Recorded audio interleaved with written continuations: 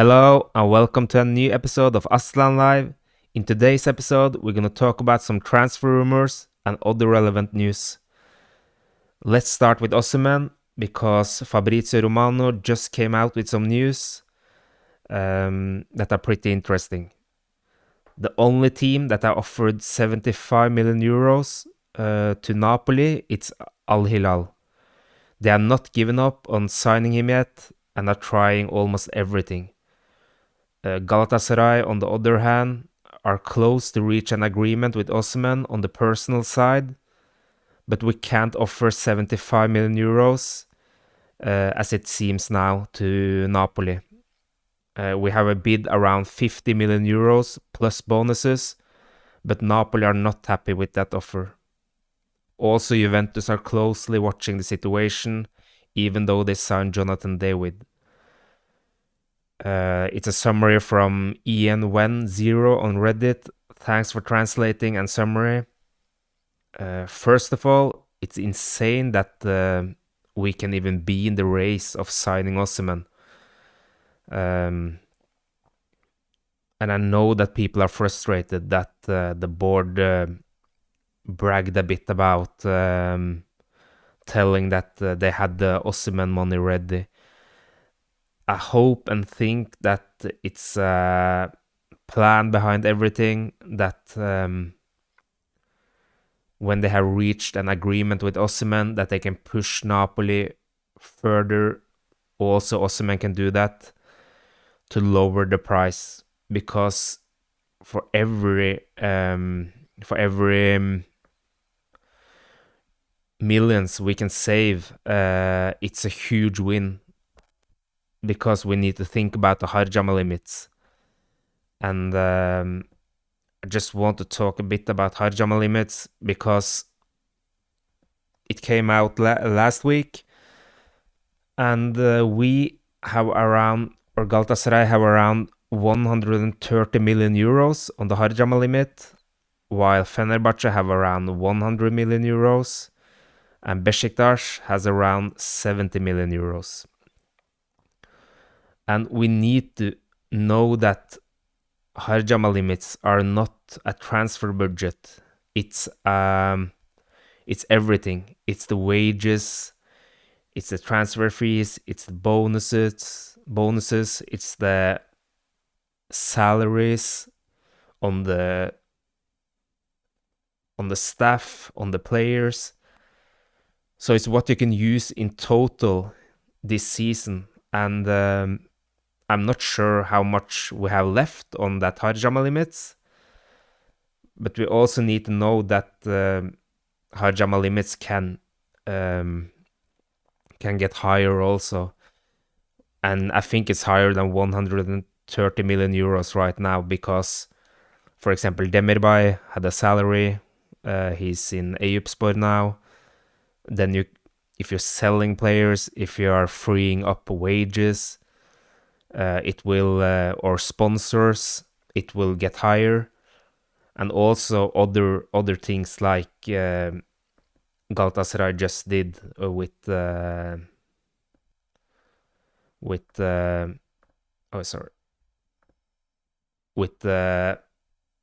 capital increase they want to do.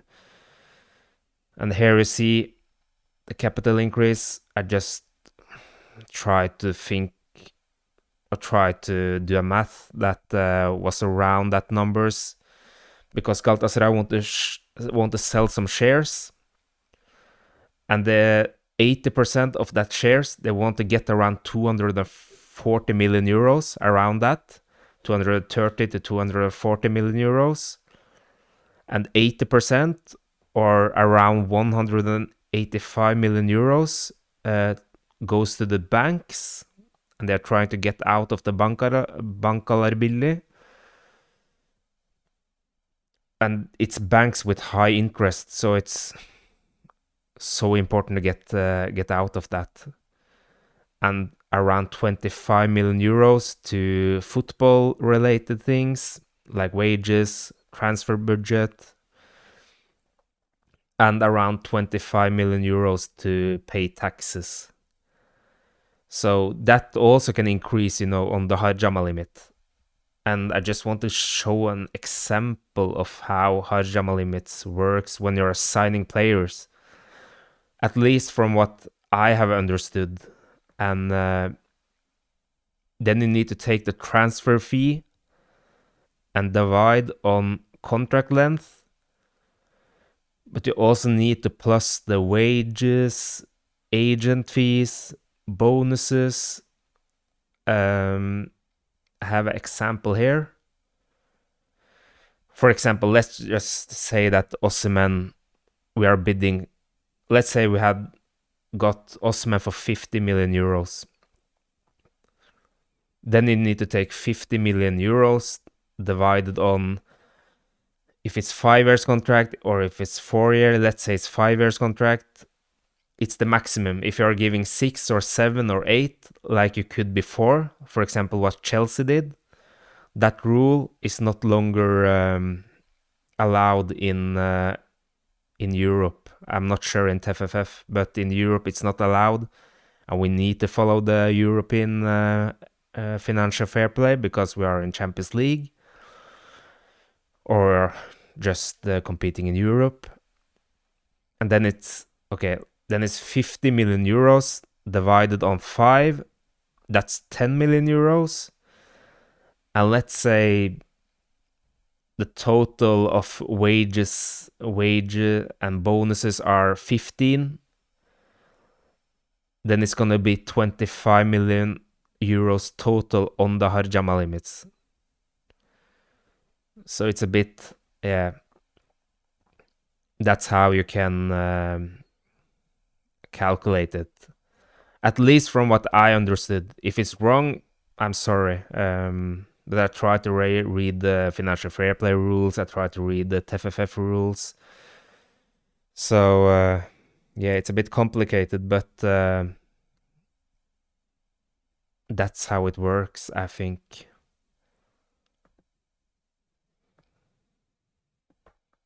Let's see. And I know that people are frustrated that we have not signed Osimhen yet, or we are waiting to get players to because we are waiting on Osimhen, and the frustration will just be bigger and bigger for each day, for every signing other clubs are doing, and for the players that we can't get. For example, Petrovic is now linked to Sunderland, and if it's other players we are linked with that we are just waiting for Osimhen to sign. Yeah, it's really difficult, and I'm not even sure if the board has a plan. I hope they have a plan. I think they have a plan, of course, but it's a bit. We hear that every year, yeah, the goalkeeper will be on the first training session, the new goalkeeper. Just don't. It's always like this, and like we will get out of the bank loans. We hear that every year. It's just don't. I don't understand why they're talking so high. It just, yeah. I understand the fans who are frustrated too, but yeah, it's well known that the transfer windows are really painful for us because yeah, we are going through so much.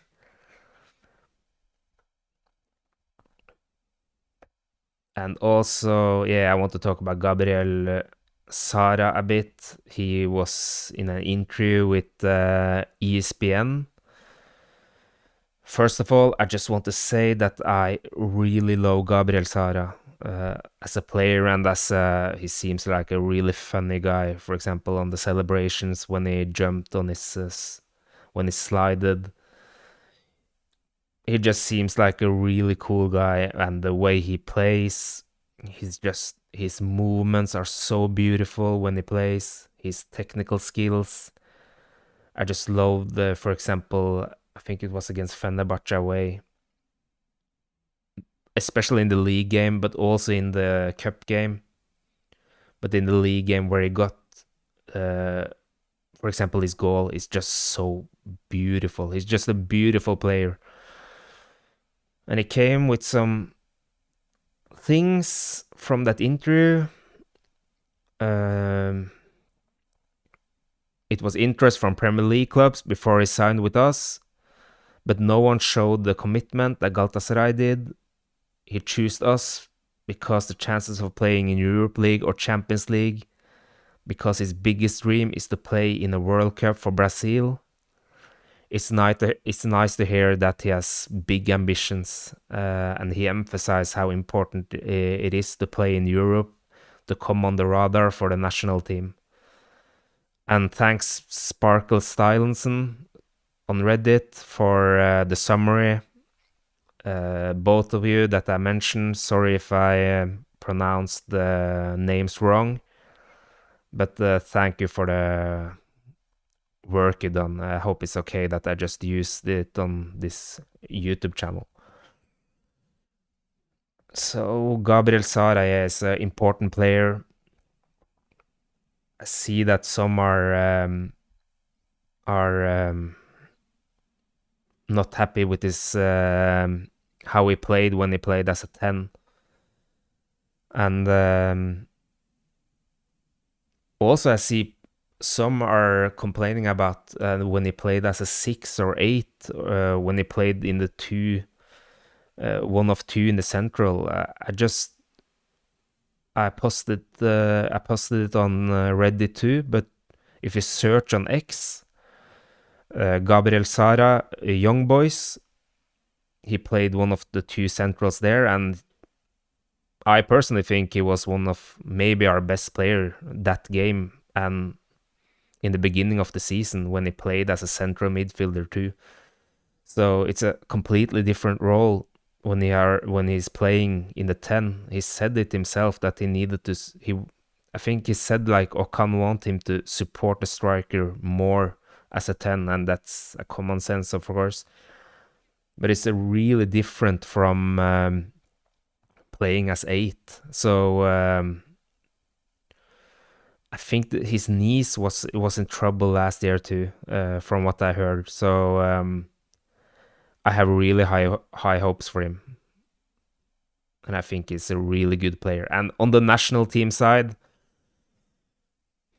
I think the Brazilian national team it's always been so strange because it is players suddenly see a 30 years old player who you never heard of and and I'm gonna admit I'm not watching the Brazilian league.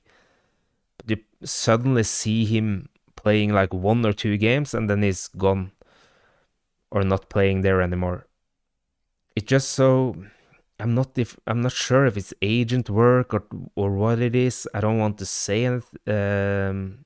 I'm not clear about that because I don't know. But it's the Brazilian national team are sometimes strange, I think. So I think and hope that he has the potential to come there one day. Hopefully with the great performances in the Champions League.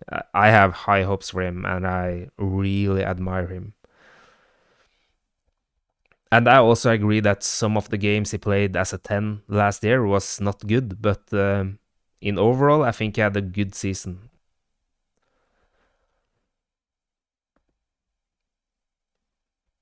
But another player we are linked with, if we should talk about that, because he's in the same position as he can play in the same position as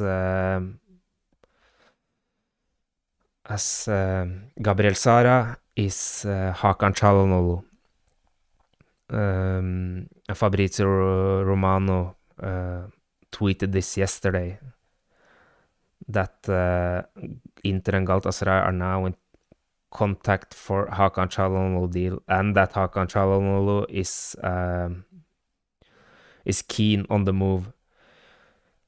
I watched Hakan. We all watched Hakan Çalhanoğlu, I think, on the national team in the Champions League or even in the Serie A. But I just wanted to watch him some games where I just watched him and I watched Bayern München versus Inter in the Champions League quarterfinal, where Inter won 2-1, and I watched Inter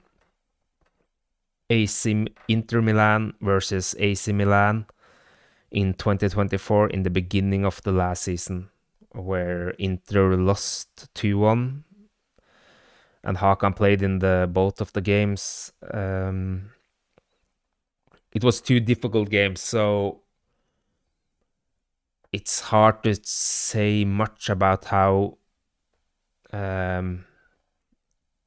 It's hard to say how good he is with the ball from those two games, because Inter really struggle with with having possession in those two games, and was pushed really hard back, especially against Bayern München, where they defended the lead, and yeah.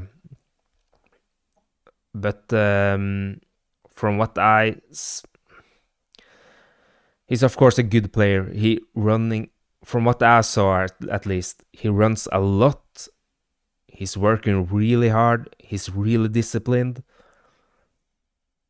But he's really disciplined. He works hard and he works a lot, like I just said. But he's also really good with the ball, as we all know. He joins in the high press. He's not like the Rodri type in Manchester City, where he's behind as a 6. It's more dynamic press in Inter. Sometimes he was pressing with the strikers and took out the defensive midfielder there.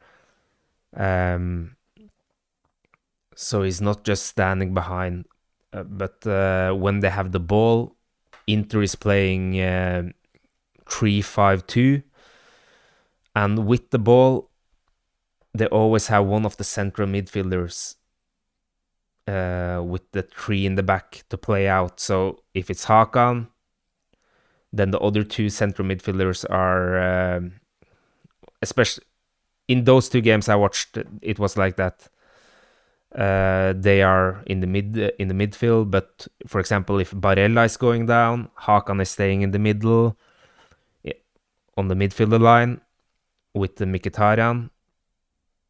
So he's dropping really low sometimes, and he can do that in Galatasaray too, of course, because we are also playing like 3 in the back when we are playing out. Often, it's not every games, but I think that's something Okan wants. And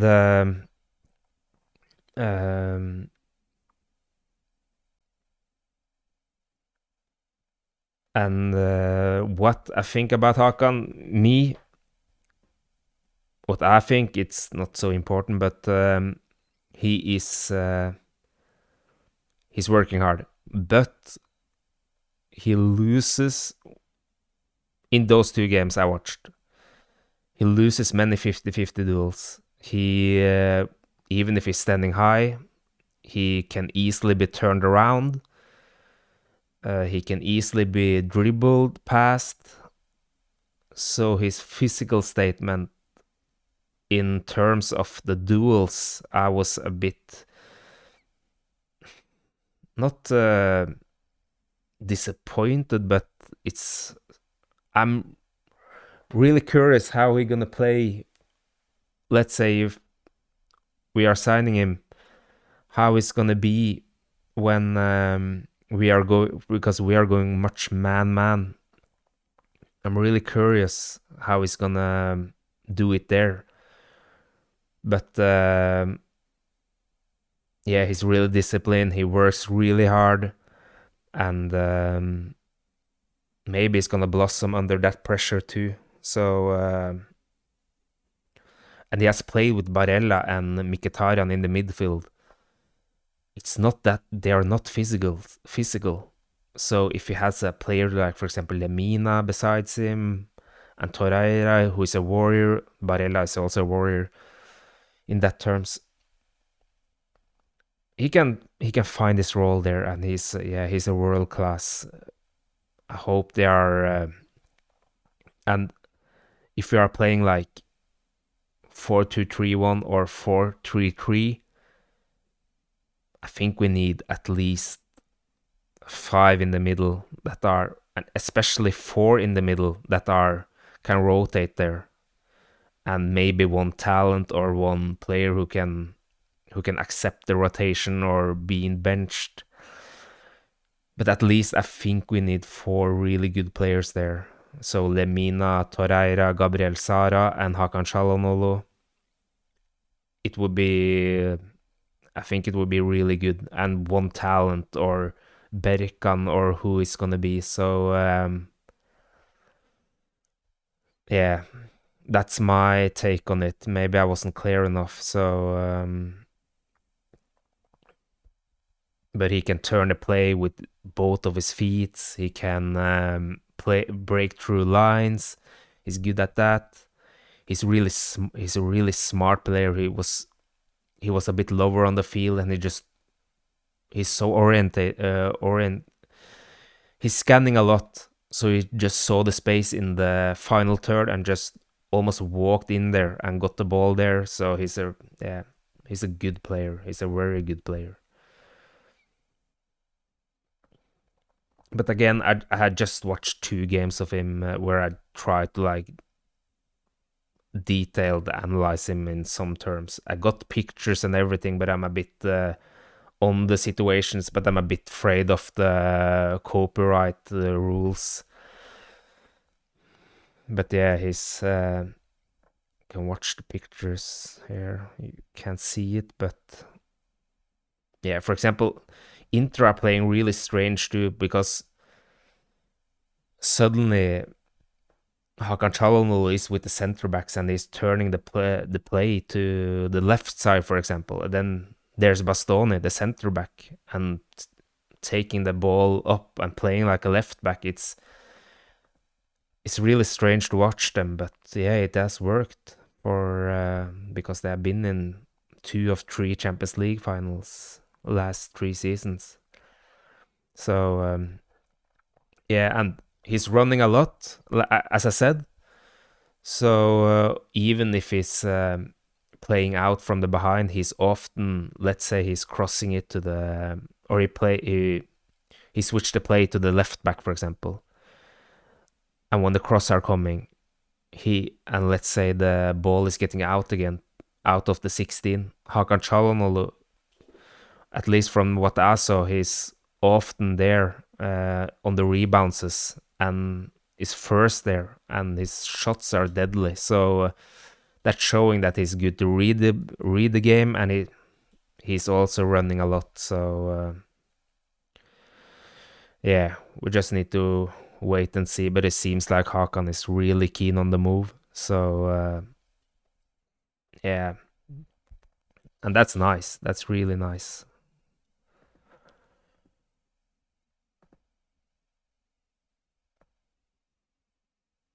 Okay, let's see a bit about the team. Has just started with the trainings again, and I see a lot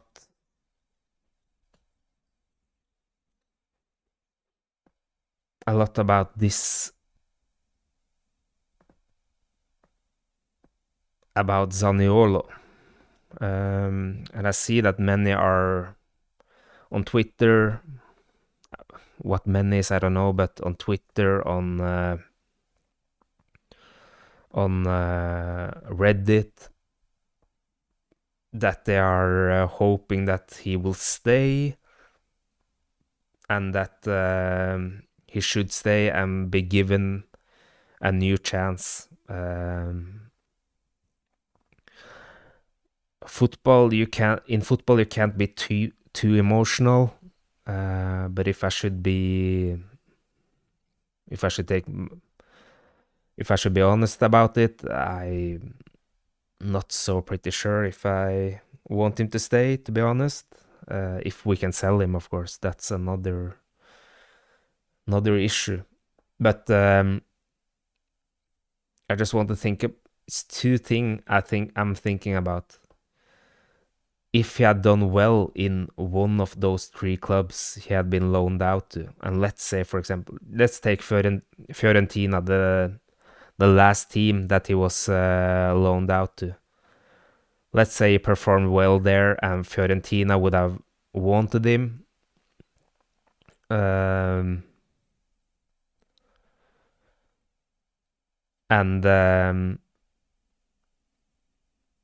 but they had not offered the price the board wanted. I'm not pretty sure if Zaniolo would have come to the camp, for example. He's that type of person that he removed the Galatasaray things when he wanted to go away. I think it's just, yeah. Again, being too emotional is not good always, but I don't really understand why we should give him another chance. Yes, he has the potential. He has played on the Italy in the national team, but what has he shown in Aston Villa, in Atalanta, in Fiorentina on the loans? I saw some videos from Sinan Yilmaz, a Galatasaray journalist or YouTuber who is analyzing, and our Yorumcu or journalist on YouTube. I really recommend him. Where he talked about Zaniolo and that, for example, in Aston Villa he was switched to the left side because when you are left-footed on the right side, you will automatically dribble more, for example, because you go inside. So he was put more on the left side because he dribbled too much on the right side and lost the ball a lot. Lately has been used as a striker. So yeah, it depends on where you want to put him. But again, the Forgan rule, especially in the Champions League and in the league now, where you only can have 12 plus 2 born in 2003 or younger. I don't think it's. I would not take that risk, but we just need to wait and see what Okan and the staff will do. If you choose to stay with him, of course, I'm going to support him, but I'm not that fan of him, to be completely honest. So, yeah, we just need to wait and see. And just quick, this was something that came out in the weekend. Maximin accuses Fenerbahce of trying to get him to break doping rules. I just want to talk quickly about it, where he said the reason Fenerbahce could not become champions was that the club was surrounded by factors other than football. At one point, they even tried to dope me. People do not know these things. You cannot talk about these things openly because they threaten you. If you do, they say, we will do this and that to you. Sometimes you find yourself in matters that go beyond football.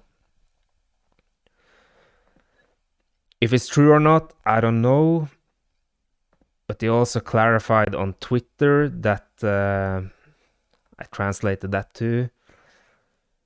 Let's say, where he said, I see things are getting out of hand on Twitter, so I'm going to clarify what I said. I was talking about those people around the club who are willing to do anything. In my case, when I was sick, they almost gave me a treatment that is considered a doping substance. I don't know what the medical team's intention was in doing that. And of course, Fenerbahce tweeted and said it was a lie and that they want to go to the legal rights. So who's right or not, I don't know. But it's some pretty serious allegations. And I think it's pretty ironically that when this came out last year, if we all remember, because some Fenerbahce journalists and of course some Fenerbahce fans was accused Galatasaray of doing doping because some of our players were bleaching their hair or dyeing their hair blonde. And yeah, I think it's a bit funny because when you're seeing these types of journalists who are talking about, I don't know about Oljan, but Yaz, who did not tweet anything about Maximin, but when it comes to Galatasaray and the blonde hairs, he does this. Why does this tweet comes on my timeline 4 years later? It's just, yeah. And when you're seeing, for example, yeah, we should just not care about them, those types of journalists. And yeah, when they are like, for example, on the John Duran transfer, he's not saying any words about the transfer, no, about the loan fee and the wages. But when it comes to us, it's just bang, bang, bang, 9 million, 2 plus 2, blah, blah, blah, blah, blah, blah. Galatasaray are paying this. So, yeah, maybe Galatasaray journalists are doing this too. I should not think too much about this. So, maybe we shouldn't think too much about it. So, yeah, and Yunus Akgün and Erin Elmalı has birthday today, and they are turning 25 years old. They are in their prime years, so I love them both. They are two really good players. I'm not sure about Yunus if he has extended his contract yet. Some are saying yes, and some are saying no. I hope he really does that because I think it's 1 year left on that contract, and it's really important. And his home ground. He's a fantastic player. But one thing what I saw from the trainings was that I don't know, he still has this after the operation surgery, those things on his knees. I hope it's recovering 100%. So yeah, and we can also quick look at the fixtures. Thanks to Sparkle Stylinson again on Reddit for this picture, because here you see the Champions League match days also. But in the first game we are playing in the league, we are playing against Gaziantep away.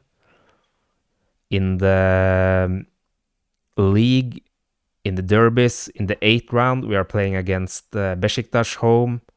11th round, we are playing against Trabzon home. And the 14th round, we are playing against Fenerbahce away.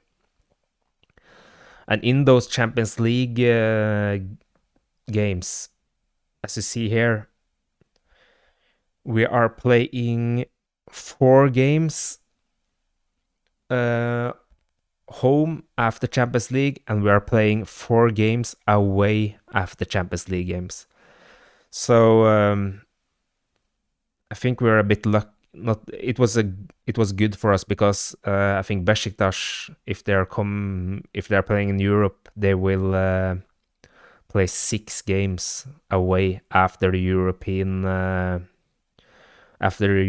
games, and we know that the European games are really difficult. We all remember the Hatay game when we lost away. I think that was after the Bayern München game, if it was away, I think, if I'm not totally wrong. So those types of games are really difficult.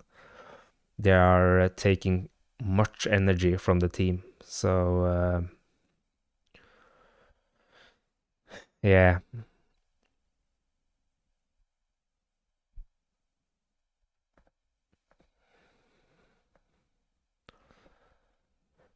Okay, I think we should wrap up. Again, this is still very new to me. Everything about this, the YouTube thing, to talk in front of a camera, yeah, it's still so strange.